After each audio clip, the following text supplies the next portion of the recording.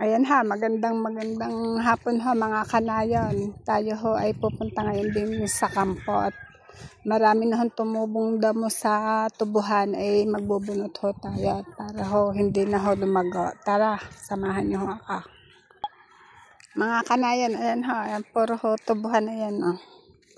Mga karatig ho ng kampo namin. Ari ho is pinsan ng asawa ko. Ayan.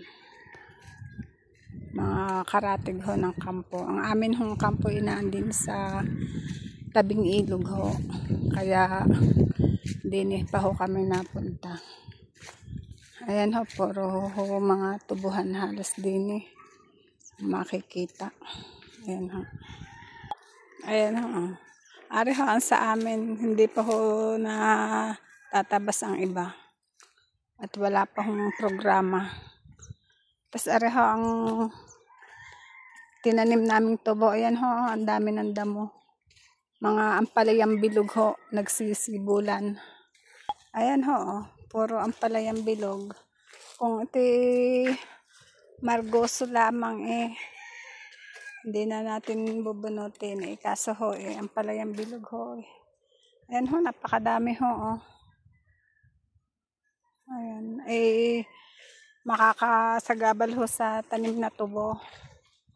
Sayang naman at baka mapuluputan ho mga tanim na tubo hindi agad makalaki. Ayan ho, napakadami ho Parang itinanim ho Ayan ho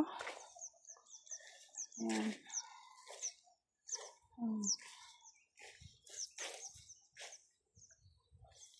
Puro magbubunot ho tayo.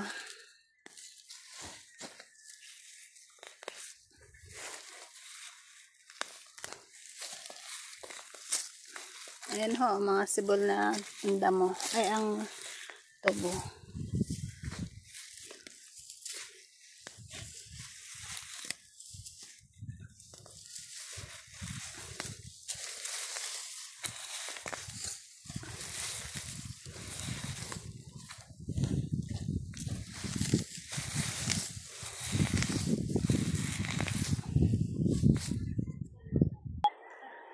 Ayan ho mga kanayon, napakarami hong ampalaya. Ampalayang bilog, ampalayang ligaw.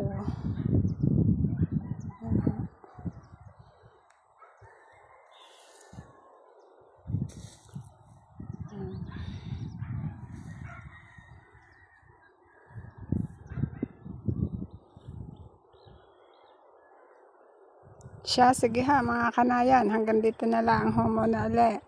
Maraming salamat ha at God bless everyone.